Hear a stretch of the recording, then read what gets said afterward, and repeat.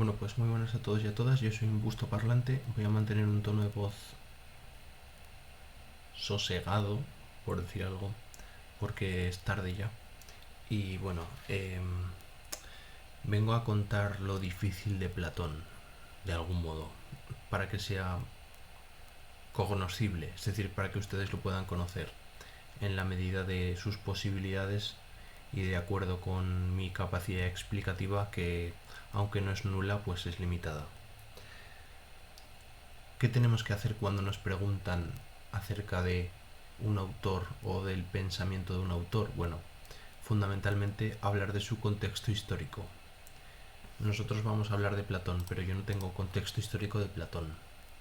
Cuando uno no tiene un contexto histórico, lo mínimo que puede hacer es aventurarse a pensar, aventurarse a dar una introducción hacia el pensamiento, hacia algo que es abstracto, ¿no? Digamos, entonces hay que hacer lo que dicen los alumnos de bachillerato, ¿no? Que hacen los de filosofía, fumadas. Pues bueno, hay que contar una fumada que sea lo suficientemente rica narrativamente hablando como para poder engatusar al lector. El lector es, pues en el caso de los alumnos en general, tienen que engatusar al profesor. Para engatusar al profesor uno tiene que saber de qué pie coge al profesor. Y para saber de qué pie coge al profesor, pues uno tiene que atender a lo que ha visto y oído en clase. Pero también, pues bueno, poner de su propia creatividad, poner de su propio puño y letra, pues algunas ideas que son originales y que son llamativas y que son bellas o al menos interesantes. Bueno, es que son 2 minutos y ni he empezado.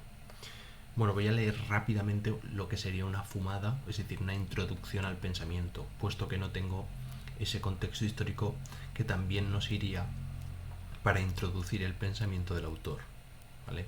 Hay que hacer un parrafito, no hay que hacer más.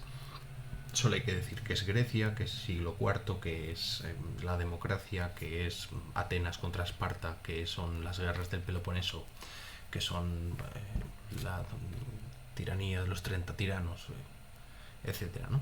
Bien, voy. Dice así, voy a leer un texto que tengo por aquí, ¿vale? Unos cuantos textos, bueno, en fin, lo que sea, que tengo. La filosofía es el mapa del gran laberinto que es la vida. Un laberinto sin entrada, pues nacimos en él.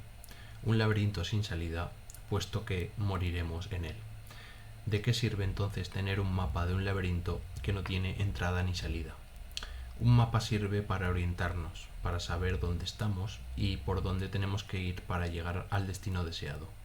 Difícil saber a dónde ir si todas las esquinas, todos los pasillos y todas las encrucijadas de un laberinto son similares en un rompecabezas infinito de aristas fractales. ¿Acaso un mapa de un universo laberíntico infinito tiene algún sentido?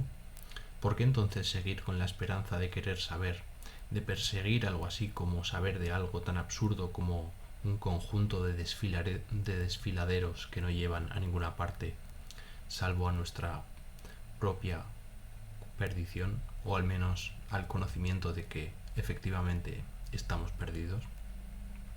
Bien, Platón nació en el laberinto que es la vida.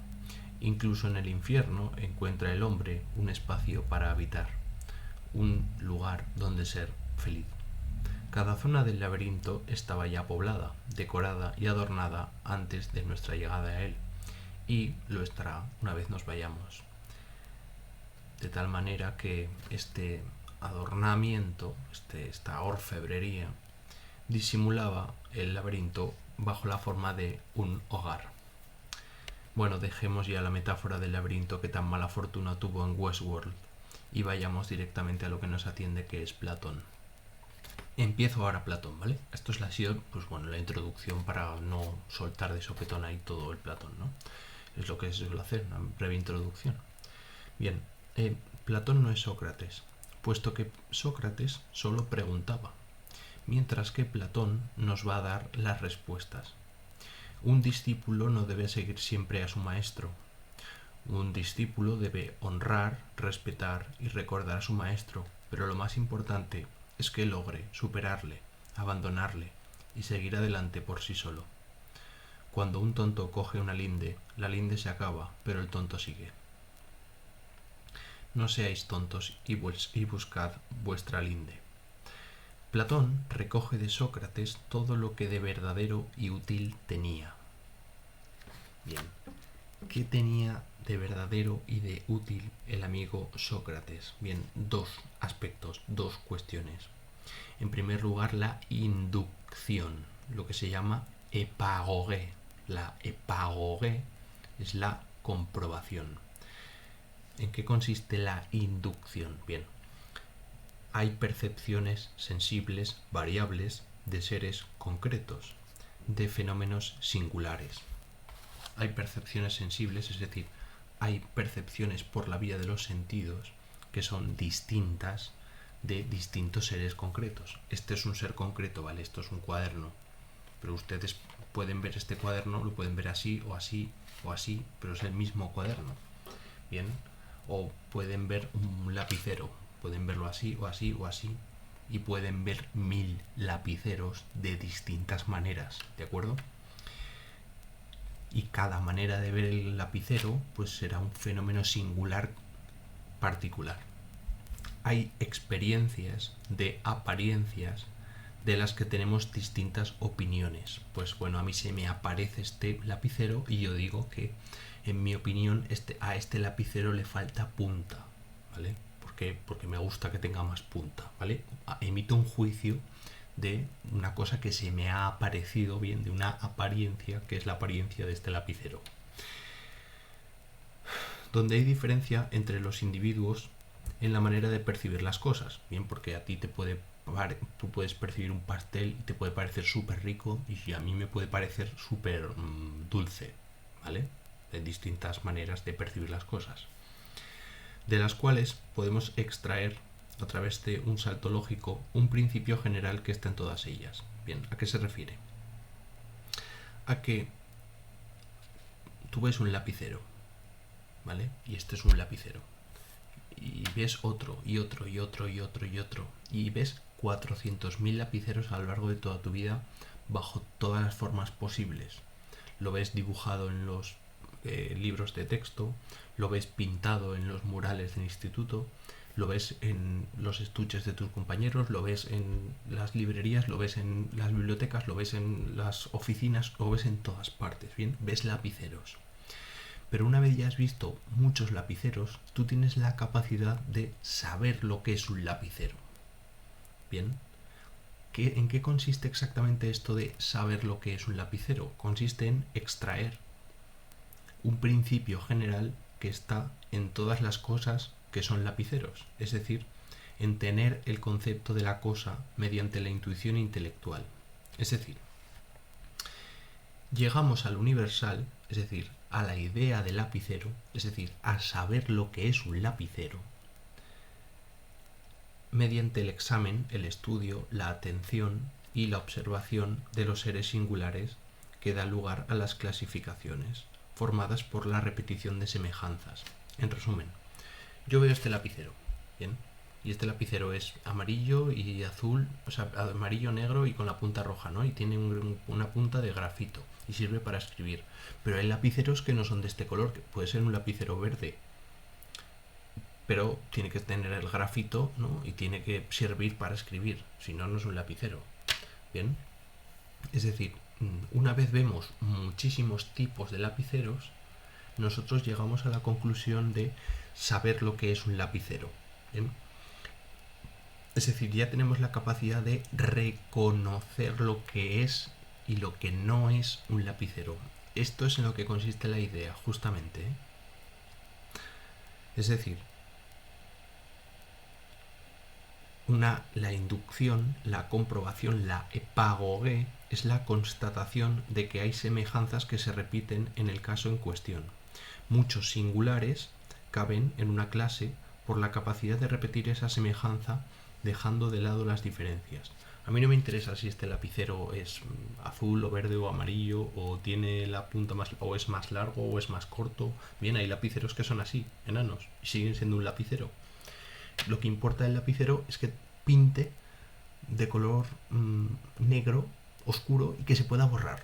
¿Bien? Esas serían como las características esenciales, las semejanzas que se repiten en todos los lapiceros y que a mí me permiten reconocer a los lapiceros como tales. ¿Bien? Dejando a un lado las diferencias, es decir, dejando a un lado de si son lapiceros de color verde o de color rojo, de color amarillo, negro como este, etcétera, ¿no? Bien. La semejanza que tienen todos los lapiceros entre sí es algo que llamamos la idea, que es el concepto general, ¿vale? Es un mecanismo discriminatorio de los casos singulares. Y además hay que hacer un salto gratuito, lógico, metafísico final. Me explico. Tenemos que pasar del mucho al todos. Por ejemplo, veo un conejo, ¿vale? Yo veo un conejo. Y luego veo otro. Y veo otro. Y voy al campo y veo otro y otro y otro y otro, ¿vale? Bien. Y veo muchos, muchos, muchos, muchos conejos. El siguiente conejo que vea, que no es empírico, que no es real, que todavía no lo he visto, ¿vale? Que es algo que está por ver. Es decir, que es una especie de acto intelectual. El hecho de el próximo conejo que vea, seguro que será como el resto de los conejos que ya he visto. Es decir, tendrá la forma de conejo. ¿Se entiende? Esa es la idea. Otro ejemplo. Tengo un novio y es un cabrón y me ha puesto los cuernos. Tengo otro novio y también me ha hecho lo mismo. Tengo otro novio y también. Y a todas mis amigas, todos sus novios les han puesto los cuernos, ¿no? Y así sucesivamente. Y entonces todos los hombres que voy conociendo resulta que al final son unos cabrones que me ponen los cuernos. Bien, pues al final yo infiero, es decir, deduzco que todos los hombres son infieles. Y además son unos trepas, ¿no? Yo no sé si todos los hombres de hecho son infieles y son unos trepas, porque yo no tengo experiencia empírica, yo no tengo una experiencia sensible con todos los hombres habidos y por haber para poder afirmar eso. Solo digo que, de acuerdo con mi experiencia, todo lo que tienen en común los hombres es que son unos infieles. Y por lo tanto deduzco de que si veo un hombre, entonces será infiel. Bien. El ejemplo de los conejos es más sencillo. ¿Por qué? Porque yo veo un conejo y los conejos, ¿cómo son? Blancos, tienen pelo, tienen 4 patas y tienen 2 orejitas así. Aunque yo vea un conejo que le falta una oreja, yo sabré que es un conejo. ¿Por qué? Porque salta como un conejo, ¿vale? Y no lo confundo con un perro. Porque más o menos esa forma conejo, esas semejanzas que tienen entre sí los conejos, yo las he integrado. Bien, eso que yo he integrado como la forma de conejo es la idea de conejo, ¿vale? Pero hay que entender que es una cuestión intelectual, ¿vale? De lo que los griegos llamaban la noein, ¿vale? De la intuición intelectual. Y que no es algo que hagan los sentidos. Esto es importante, es decir, que no es algo que haga la sensibilidad, que no hacen los 5 sentidos, ni la vista, ni el oído, ni el olfato, sino que lo hace la razón, entre comillas, lo hace la razón con mayúsculas, lo hace la inteligencia, lo hace el intelecto, lo hace la mente, lo hace el espíritu, lo hace la subjetividad, lo hace lo que sea que llamemos a eso, pero no lo hacen los sentidos, ¿vale? Ustedes lo pueden llamar como quieran porque a un determinado nivel no importa las diferencias, lo hace la conciencia, pero no lo hacen los sentidos, ¿bien? Entonces, yo sé cómo es un conejo o yo sé cómo son los hombres porque lo inteligo, ¿vale? Lo inteligo. Este verbo es importante, el verbo inteligir, porque de aquí vendrá la noción de lo inteligible, que claro, lo inteligible es lo que se puede comprender, pero hay que ver este gesto de que lo comprensivo no tiene que ver con los sentidos, con la sensibilidad, sino con otra herramienta humana. Bien. Es decir, mediante mi intuición intelectual, mediante mi razón, he transformado una percepción sensible, he transformado miles y miles y miles de percepciones sensibles, es decir, de ver lapiceros, en un concepto, en un universal. Bien, un concepto en términos lógicos es un para todo X no existe un X que no sea A, ¿vale? Para todo X, supongamos un lapicero, no existe un lapicero que no sea una cosa más bien cilíndrica con una punta de grafito que puedas escribir sobre superficies que sirvan para escribir y que lo puedas borrar luego con una goma, ¿vale? Eso es un lapicero. Bien, pues esa definición es nuestra idea de lapicero. Y eso es lo que nosotros tenemos en nuestra razón. Y eso es lo que nos permite reconocer a las cosas del mundo que tienen forma de lapicero como lapiceros.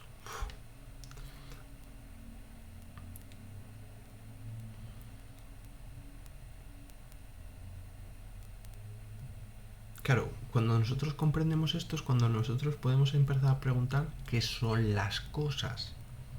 Es decir, cuando hemos visto muchos lapiceros, muchos, ya sabemos reconocer un lapicero, ya tenemos la idea del lapicero, porque ya hemos comprendido las semejanzas que tienen todos los entes, todas las cosas que son lapiceros. Pero ahora tenemos que preguntarnos, ¿y qué es un lapicero? O, dicho en términos platónicos, ¿en qué consiste la idea de ser un lapicero? Esa es la idea. Entonces, la segunda cosa importante de Sócrates que rescata Platón es la cuestión de la definición. Bien, una definición es una proposición, una frase, una oración, un enunciado verdadero, universal, que captura, que atrapa, que retiene, que manifiesta el ser de algo, la esencia de algo, y que es verdadera porque está compuesto de conceptos universales y verdaderos, a su vez. En términos lógicos podríamos estar hablando de que A es igual a B más C más D más E más F más lo que sea. Es decir, un lapicero es un objeto, ¿vale? Objeto cuyo concepto también es verdadero, cilíndrico, cuyo concepto también es verdadero, hecho de madera, cuyo concepto más... Pero, sí, es de madera, cuyo concepto también es verdadero, que tiene un núcleo de grafito, cuyo concepto también es verdadero, el concepto de núcleo y el concepto de grafito. Es decir, que la idea de lapicero es verdadera porque la definición está hecha de elementos que también son verdaderos por sí mismos. Y por lo tanto son verdaderos en virtud la idea de verdad, perdón, la definición de algo es verdadera en virtud de la verdad de los términos que la explican. La definición de lapicero es verdadera siempre y cuando también sea verdadera la noción de objeto cilíndrico, de madera, con grafito, etcétera, etcétera. ¿Bien? Y esto es así con independencia de la voluntad de los dioses y con la también independiente de la opinión de los hombres, ¿no? La definición, perdón, estas dos cosas, tanto la percepción sensible, lo que nosotros vemos, percibimos, experimentamos, como la intuición intelectual, la razón, la mente, la conciencia, la subjetividad, el espíritu, lo que quieran, ¿vale? Estas dos cosas permiten al pensar captar el ser de las cosas mediante conceptos.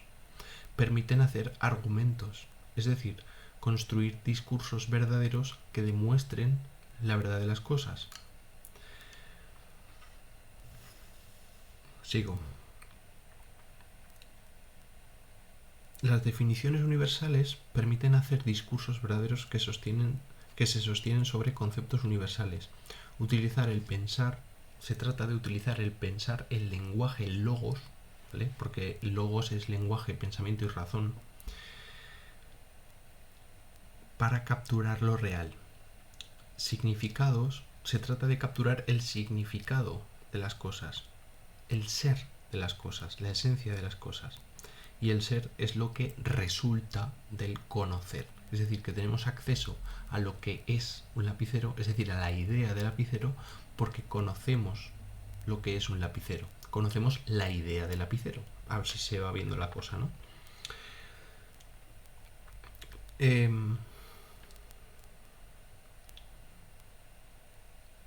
Bien, no me voy a tener más aquí. Estas son las dos cosas que recoge Platón de Sócrates en lo que respecta a su ontología. Continúo.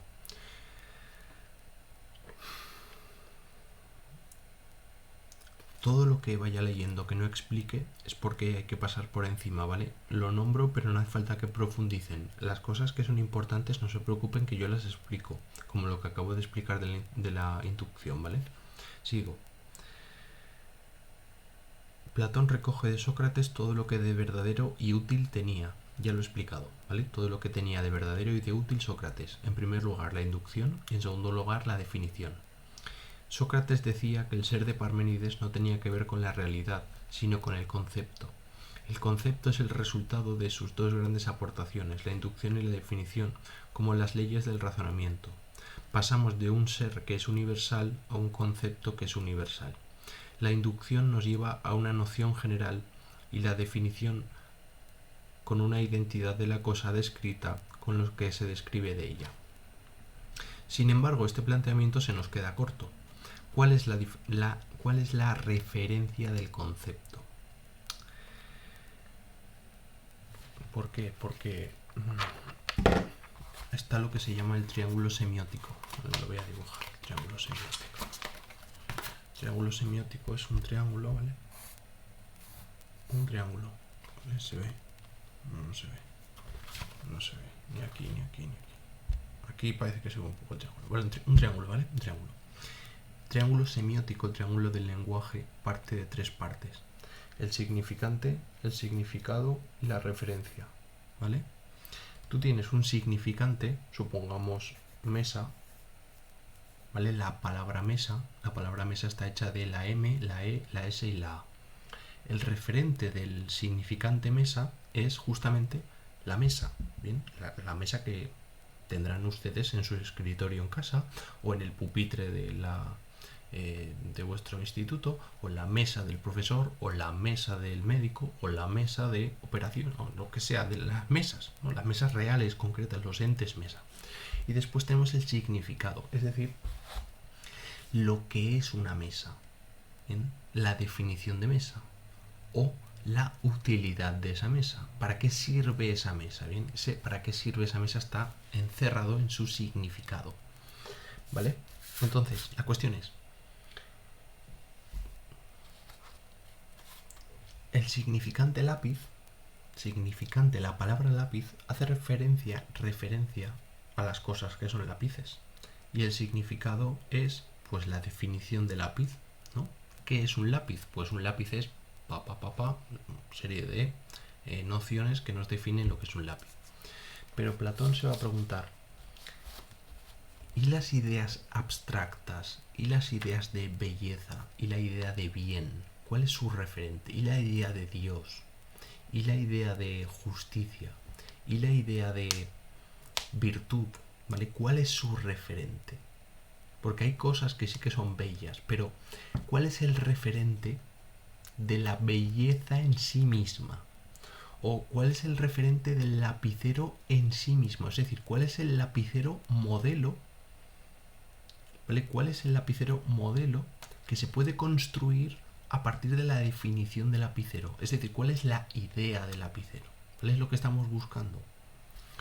Es decir, ¿cuál es el referente de las ideas abstractas? Porque tiene que tenerlo, ¿de acuerdo? Este referente de las ideas abstractas lo va a encontrar Platón en el mundo de las ideas, pero espérate que aún no he llegado. En nuestro trato con la realidad tenemos que utilizar los conceptos. Siempre estamos utilizando conceptos, siempre estamos utilizando el lenguaje. Siempre que vivimos en un lenguaje, y el lenguaje está cargado de conceptos abstractos. Pero entenderlo nos resulta complicado, ¿no? Bien, vamos a intentar extenderlo.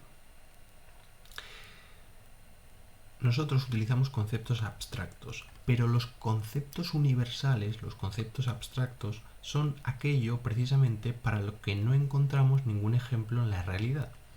Cuando uno habla de la idea de hombre, cuando uno habla de la idea de ser humano, no encuentra en el mundo cotidiano, en su vida cotidiana, en su estar viviendo habitualmente su propio vivir, en su mundo circundante, en su, digamos, vida cotidiana, no encuentra el ser humano, no encuentra el hombre abstracto, no encuentra el hombre en general. Lo que se encuentra son hombres y mujeres concretos y diferentes. Pues a Paco el vinguero con bigote, a Herminia la del vestido de flores, a Federico el frutero, a mi madre, a mi hermano, a mi profesor, a mi vecino, a mi compañero, a mi novio, a mi primo, a mi... Bien, se encuentran a entes concretos, pero no a el ser humano. Eso no te lo encuentras por la calle, porque hace referencia a una idea.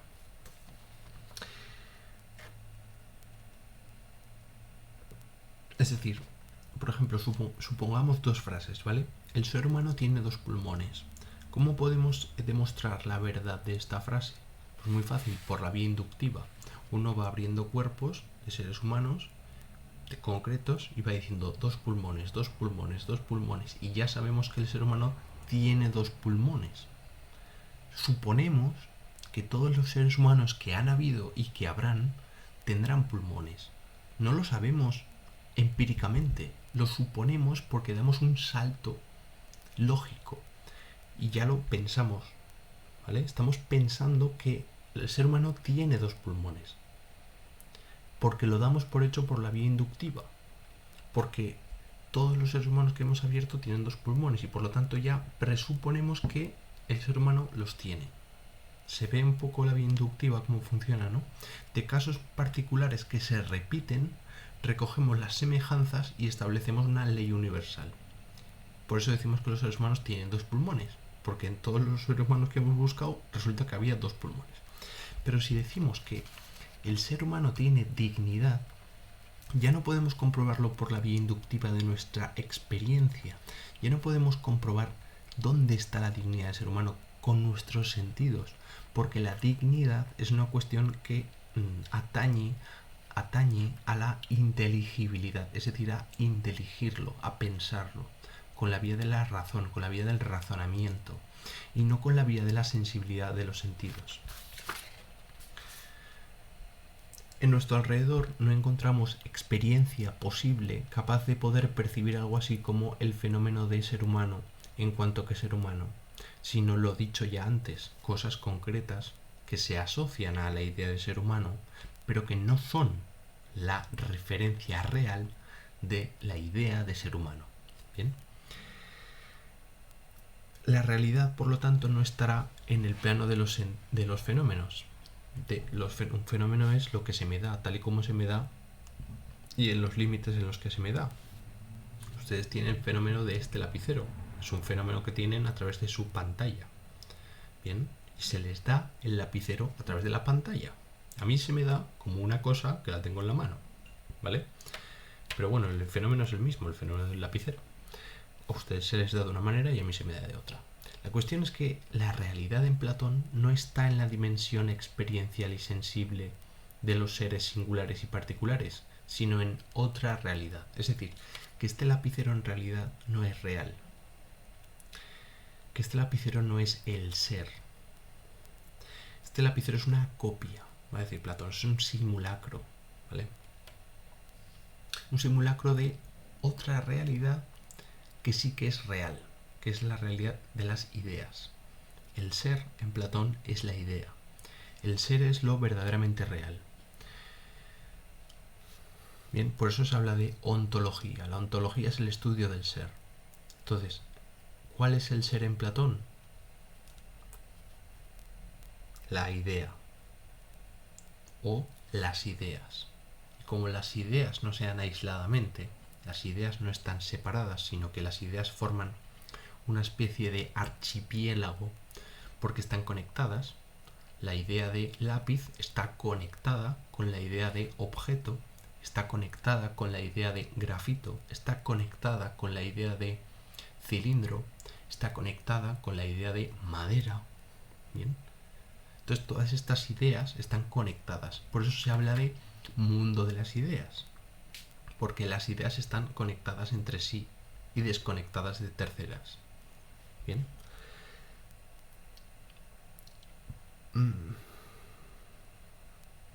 La realidad empírica no es el plano de referencia del concepto universal, que es implicado y utilizado en la definición. Bueno, esto da igual, esto no lo explico porque no vale la pena. Bien, en el Fedón, Platón se vanagloria de ser el primero que habla de ello, de este descubrimiento, ¿no? Del descubrimiento de la vía de la filosofía occidental en la que consiste el hecho de las ideas. El descubrimiento que hace Platón era un descubrimiento que por otra parte ya llevaban manejando hacía tiempo los matemáticos. Voy a explicar esto. Eidolon, bien, porque Platón va a utilizar el concepto de idea. Idea en griego viene del verbo idein, que significa ver. Bien. Idein viene del verbo, es del verbo ver, y idea es el participio y por lo tanto se trata de lo visto. No se refiere a que lo veamos con nuestra vista. Una idea no se ve con nuestra vista, sino que se refiere al hecho de cuando uno le explica algo a alguien y lo entiende, y entonces se dice, lo ves, lo has visto, lo has pillado, lo has comprendido, te has hecho con la idea, lo entiendes. ¿Vale? Ese es lo que hay que ver.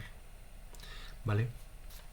Platón va a utilizar también el verbo, la cuestión, el sustantivo eidos. Bien, el eidolon es la imagen. Y bien, tiene la misma raíz que el eidos. El eidos es el participio del verbo jorao, que es el que utilizaban los matemáticos para trazar figuras con un palo sobre una tablilla de arena o con una tiza sobre la pizarra. Cuando yo dibujo un triángulo en la pizarra, no estoy replicando, digamos, representando la idea de triángulo. El eidos, la idea, es una figura, una forma sobre la cual se habla. No es un individuo real, sino una forma que permite establecer conclusiones universales. Porque lo que se dice sobre la forma triángulo, sobre el eidos triángulo, tiene valor universal, porque estamos hablando de una forma universal a la que todo triángulo se ajusta. Es decir, cuando nosotros hablamos, por ejemplo, este triángulo, no se ve muy bien. Vale, bueno, un triángulo, ¿veis? Un triángulo. Pero este triángulo es igual que este. ¿Vale? Es decir, sus ángulos sumarán 180 grados. Y en cualquier triángulo. Pero, las leyes de todos los triángulos se ajustan a la forma triángulo. Por eso todos los ángulos de un triángulo suman 180 grados. Porque esto se predica del universal. Es decir, de la idea de triángulo. Que no es un triángulo concreto. Ni este otro, ni este otro, ni el de más allá, sino es que es la forma triángulo. ¿Bien? Es un polígono de 3 lados.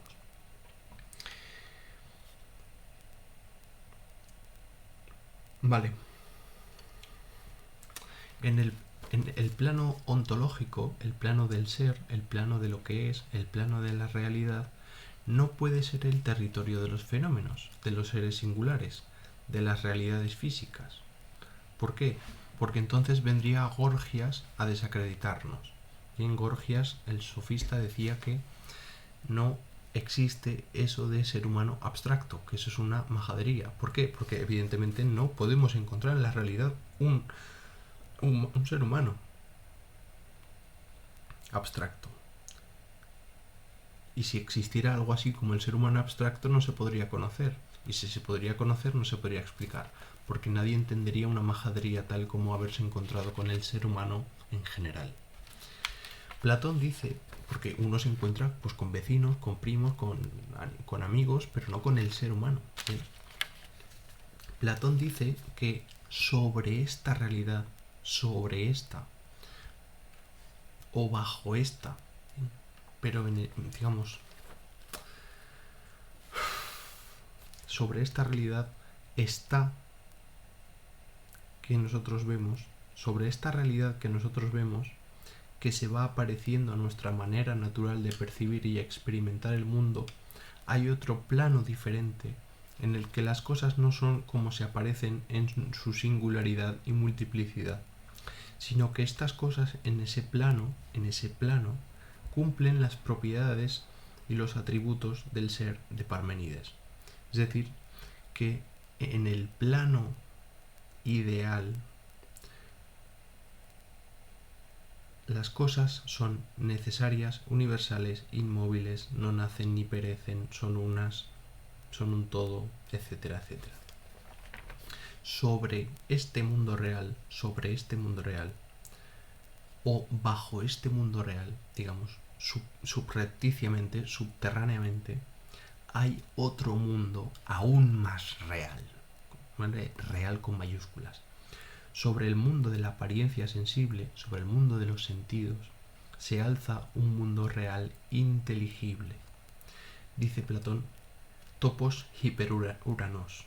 Bien, topos hiperuranios significa un lugar, un espacio, un terreno, un espacio más allá o sobre el cielo.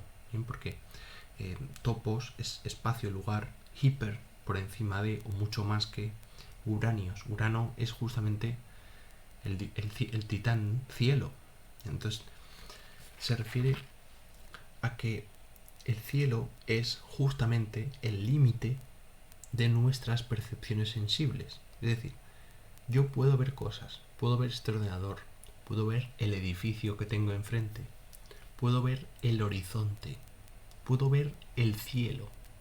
Y en el cielo habrán astros, estará la luna, estarán las estrellas, pero más allá del cielo ya no puedo ver con mis sentidos nada. Se ve el gesto, sino que lo que puedo ver que esté más allá de los sentidos del cielo es justamente con el pensamiento. Entonces yo accedo a esta realidad que está sobre este mundo, pero más allá de Urano, a través de mi pensamiento. ¿Por qué?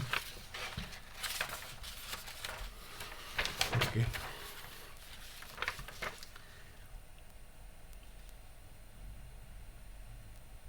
Bueno, yo el ejemplo que pongo siempre es el tema de las leyes de la física.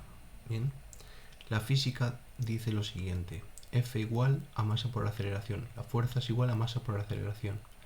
Una masa F1 o 2 es igual a menos F21.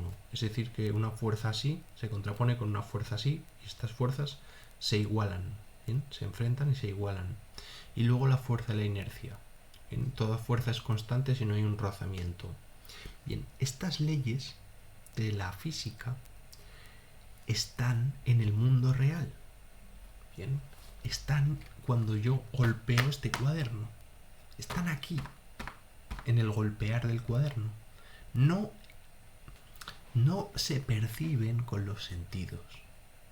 Pero sí que es verdad que la ley de la física está en cada movimiento de cuerpos graves o en cada gesto en el cual está involucrado una masa con una aceleración. Pero no se puede ver, no se puede experimentar las leyes físicas, sino que se tienen que comprender con el razonamiento. Pero están aquí. Quiero decir, yo estoy golpeando el cuaderno con cierta fuerza y esta fuerza es real, pero esta fuerza no se puede ver. La fuerza entendida como masa por aceleración no se puede entender. No se puede ver, se puede entender, pero hay que razonarla, hay que explicarla con matemáticas. En las matemáticas lo mismo. Tú no puedes ver el número 2, pero lo puedes pensar. ¿Y dónde está el número 2 en la naturaleza? No está en el mundo que nosotros podamos ver, pero sí está en el mundo que podemos inteligir, es decir, en el mundo de las ideas. Está ahí. ¿Cómo tenemos acceso a ese mundo que está más allá de lo que podemos ver, más allá del cielo? Justamente a través de nuestro razonamiento del logos, del pensamiento, de la intuición intelectual, de la conciencia, de como lo queráis llamar. Bien, este plano de designación, que es el de la realidad inteligible o el de la realidad de las ideas, lo que es visible a los ojos del espíritu, lo que es visible a los ojos de la intuición intelectual, es donde se produce el cumplimiento del conocimiento científico. Ahí, en ese mundo, en el mundo de la física, en el mundo de la química, en el mundo de la matemática, ahí se cumple un tipo de conocimiento por necesidad o según necesidad, que asegura la superación de las opiniones, la suspensión de las creencias, y donde se puede explorar la episteme. ¿Bien? La episteme es el saber bien fundado, la ciencia, o el conocimiento cierto y necesario. Sobre este plano de conocimiento cierto, ¿vale? Sobre el plano de las ideas, es donde nosotros vamos a construir una educación que logre emanciparnos de la voluntad prepotente y arbitraria de los dioses y de las opiniones interesadas de los hombres singulares. Es decir, una educación lejos de la religión tradicional antropomórfica y de la educación sofista contra las cuales Platón está enfrentado. Bien, ¿qué es este plano inteligible? ¿Qué es eso que se llama mundo de las ideas? Bien, este plano, esta dimensión, vamos a decir, esta dimensión del mundo, es visible no con los ojos, ¿bien? No con el sentido de la vista que ve lo que se me aparece. Es decir, el plano de la vista lo que ve son las apariencias. ¿Por qué? Porque ve lo que se me aparece. ¿Vale? Sino que este plano es visible, es objeto de vista por la percepción intuitiva, es decir, por la intuición intelectual. Bien, podemos ver las ideas mediante los ojos del logos, mediante los ojos del razonamiento, mediante los ojos de la inteligencia. No se ve en el plano de la experiencia, pero se ve justamente la forma, el patrón de medida de algo, el patrón de conducta. Por eso hablábamos antes de lo has visto, lo ves cómo funciona, o ya te veo las intenciones. Obviamente las intenciones que tiene alguien no se ven. Pero cuando decimos que veo tus intenciones, o veo por dónde vas, o ya sé por dónde vas, es que te refieres a que lo has entendido, lo has comprendido, que lo has inteligido. ¿Vale? Bien, hay dos planos, no solo en el percibir, sino también sino en el saber, ¿vale? Porque aquí ontología y teoría del conocimiento están mezclados, ¿vale? ¿En qué sentido? En que hay dos planos, el plano del mundo sensible, ¿vale? Que estaría relacionado con el tema de la opinión en griego se dice doxa, y hay dos maneras de opinión, la eikasía, las conjeturas, y la pistis, la creencia. Las conjeturas tienen que ver con hacer hipótesis que se confirmarán cuando ocurran. Pues me parece que España no entrará en la Tercera Guerra Mundial porque si nos hemos librado de 2, nos libraremos de 3. Yo creo eso, yo opino eso. ¿Hay ciencia cierta? No. Y las creencias, por ejemplo, yo creo que Dios existe, pues eso necesita confianza. Yo no puedo asegurar con un conocimiento verdadero la existencia de ningún Dios. La opinión, el mundo sensible, el mundo de las apariencias, el mundo del conocimiento se puede cambiar, se puede falsar, no es un conocimiento seguro. Necesita del asentimiento del interlocutor para poder ser verdadero conocimiento, o necesita de la participación en la creencia de un Dios para poder ser verdadero. Creo que mañana lloverá. Bueno, pues tú lo crees, pero el del tiempo ha dicho una cosa completamente distinta. Porque el meteorólogo ha dicho que mañana existe una probabilidad del 40% de que caigan unos intervalos nubosos en la región norte de España, por ejemplo, que es completamente distinto, ¿vale? A la doxa es a quien ataca a Sócrates en su momento estructural negativo, ¿no? Cuando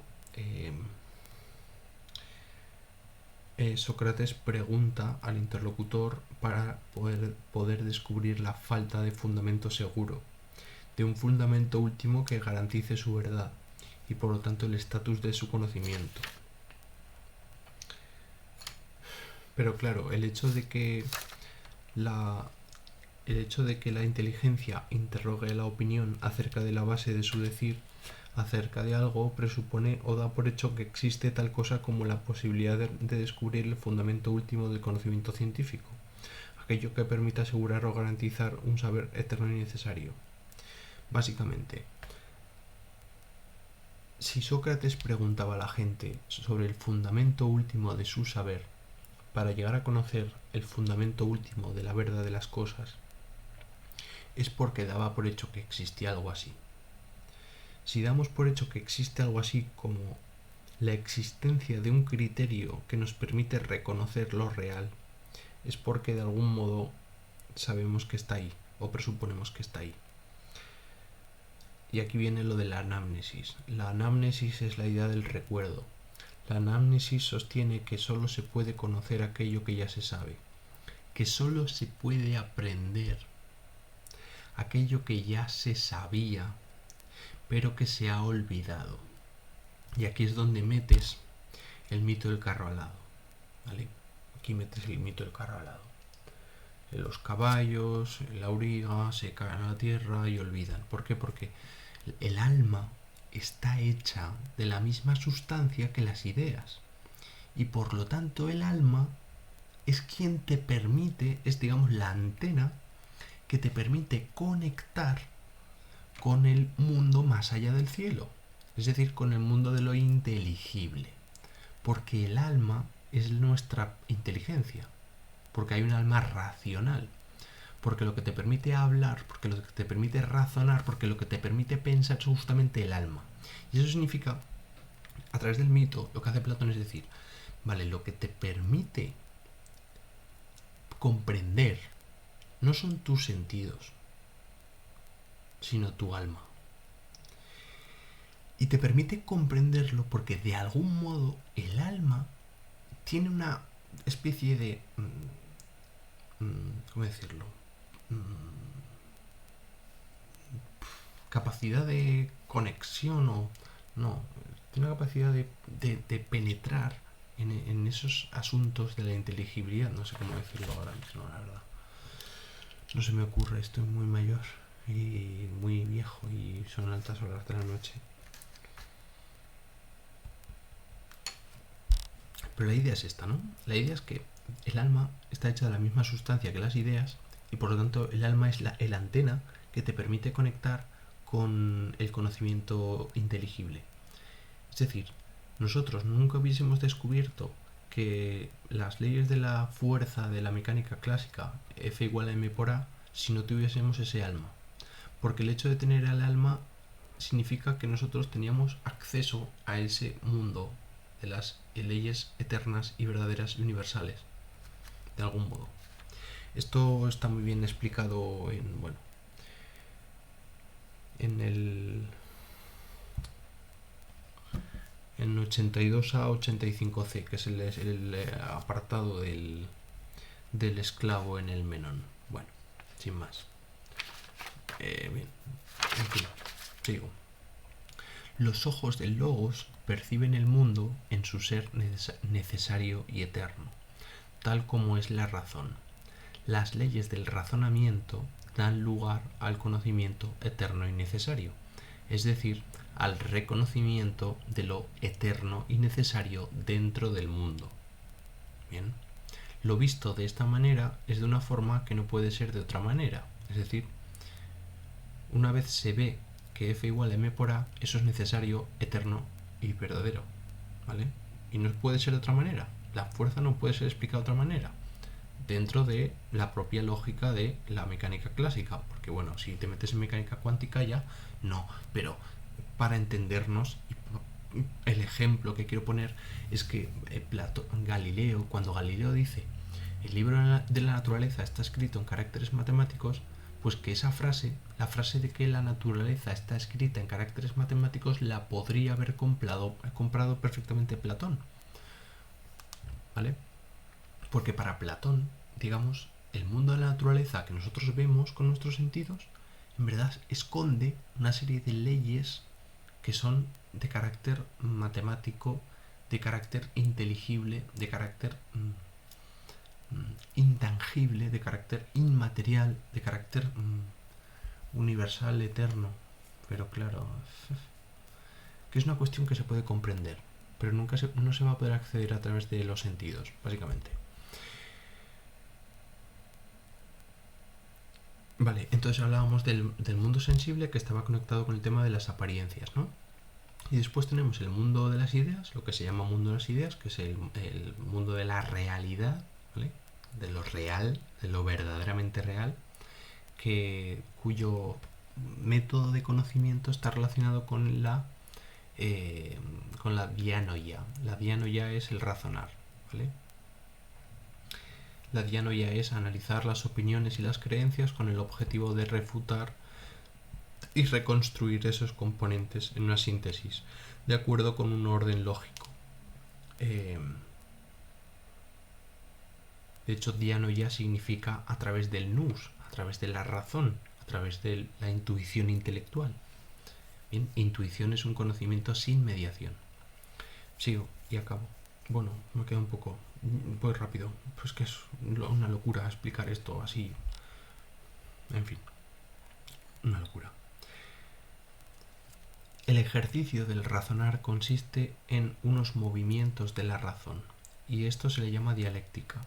La dialéctica consiste en purificar, limpiar, asear los razonamientos opinativos, lo que la gente opina, limpiarlo de todo lo falso, ¿vale? Y purificar toda la percepción sensible de toda la apariencia, de manera que una vez hayamos, digamos, limpiado todo lo falso que hay en las opiniones de la gente y en la forma de ver de la gente, logremos reconstruir la realidad de acuerdo con un orden lógico, sin creencias ni suposiciones.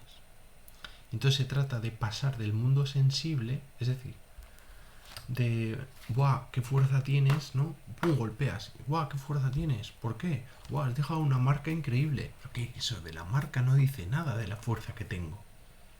Lo que explica la fuerza que tengo será la masa de mi puño y la aceleración a la que iba. Y entonces te doy el dato objetivo de cuánto era la fuerza. Y eso es lo verdadero. Y eso es lo inteligible. Y no el que me digas que yo pego un puñetazo aquí y la fuerza que tengo es por la marca que he dejado. Porque estamos en el mundo de lo sensible, de la opinión. Mientras que si yo digo, pegas un puñetazo, ¡pum! Y te calculo a qué aceleración iba y cuánto pesa tu puño, te puedo decir la fuerza que tú has impactado aquí, con datos reales, objetivos, digamos, ¿no? Entonces se trata de conectar lo que sucede, lo que pasa en el mundo, lo que sucede en el mundo, con enunciados verdaderos, enunciados correctos, enunciados que tengan que ver con la inteligibilidad, con lo inteligible. Y romper o discutir la cuestión de el mundo con cuentos, con opiniones infundadas, con creencias, con bobadas. Solo hay un mundo. El mundo que percibimos con nuestros sentidos. El mundo real. No nos engañemos, solo hay un mundo real. El mundo que vive todo el mundo. Lo que pasa es que en este mundo somos capaces de reconocer una estructura inteligible, digamos una especie de cosmos de ideas y de ideas que están, digamos, sobre este mundo o bajo este mundo, pero que no son accesibles por la vía de los sentidos y que tampoco son accesibles por la vía de la opinión, sino que solo podemos descubrir cómo es realmente el mundo, es decir, solo podemos descubrir las leyes de la naturaleza de acuerdo con la física, con la matemática, con la química, con la geología, con todas las ciencias que quieran ustedes, a través del razonamiento. ¿Vale? No hay que alejarse del mundo, sino descubrir la estructura inteligible que está debajo, oculto, bajo las apariencias, bajo lo que se me aparece. Sócrates descubrió el concepto por la inducción y Platón, a través del razonamiento, ha descubierto una estructura general del mundo donde todos los conceptos aparecen relacionados entre sí, ordenados jerárquicamente con su lógica interna.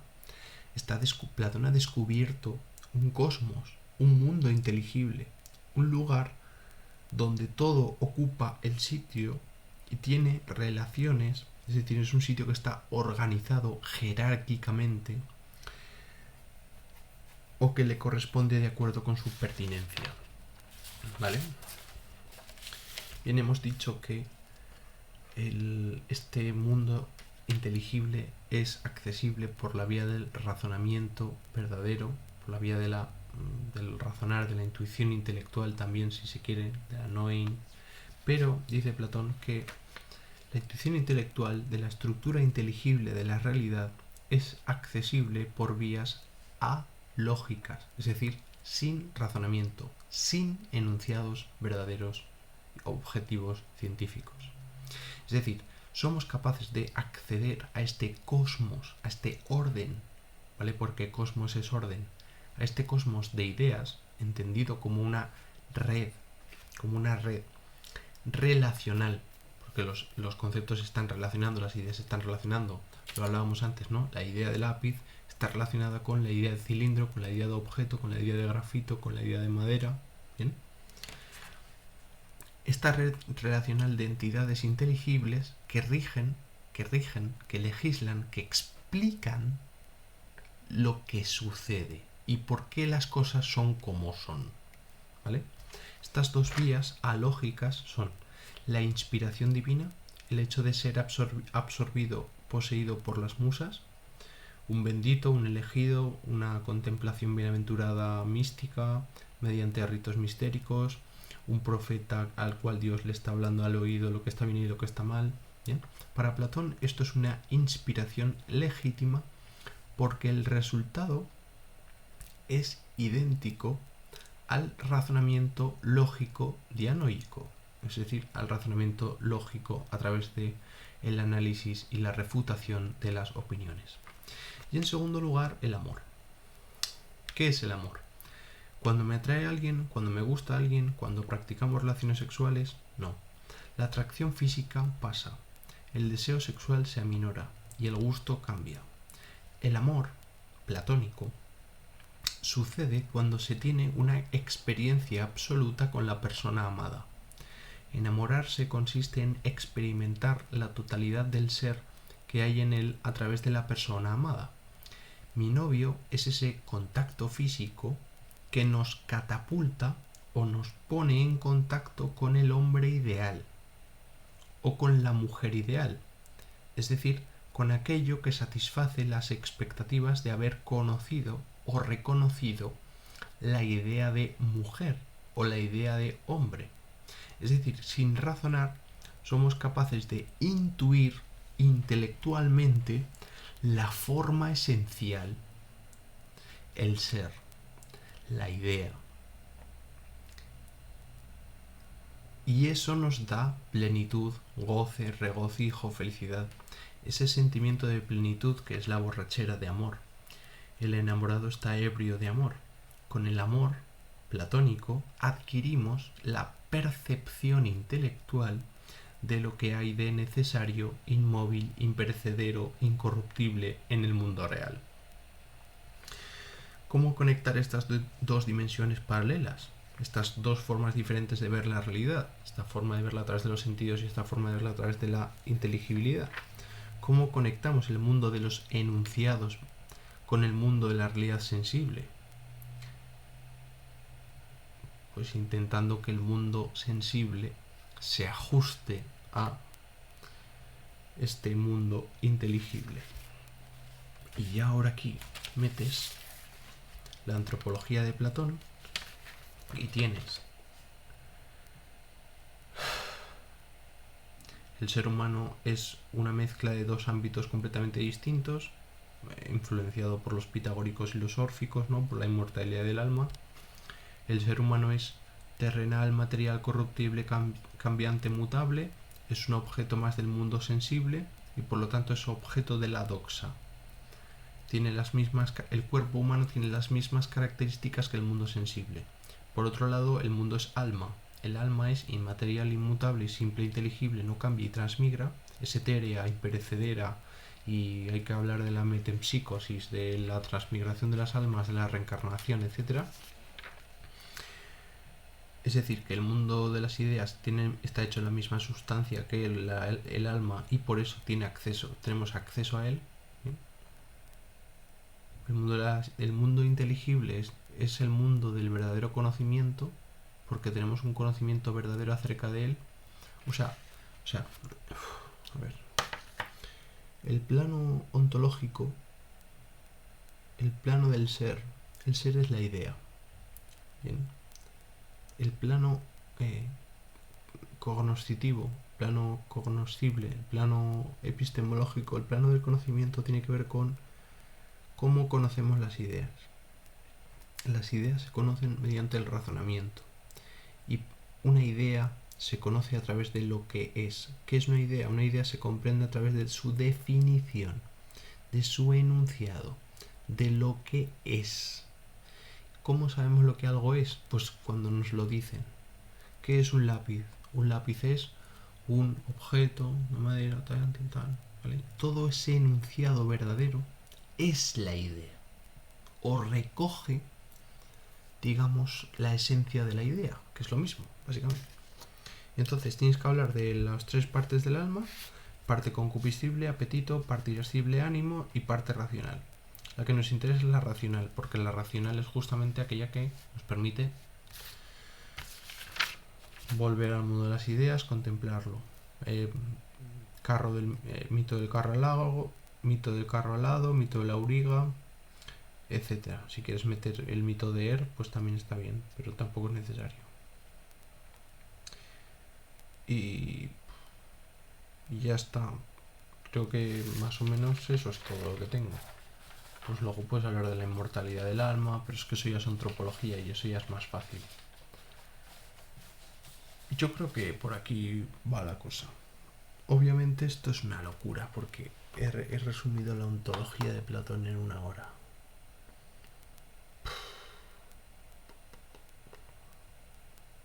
Pero bueno, en fin. Un saludo, besitos, bendiciones. Me voy a dormir. Muy a gusto, la verdad. Ya me he cansado. Así que ahora voy a intentar conectar con el mundo de las ideas a través de mi plano onírico. Supongo que el alma también currará cuando estamos durmiendo, ¿no? Porque cuando dormimos nuestros sentidos se apagan. Entonces todo lo que sueñas lo puedes ver. Todo lo que sueñas es mundo inteligible, en realidad.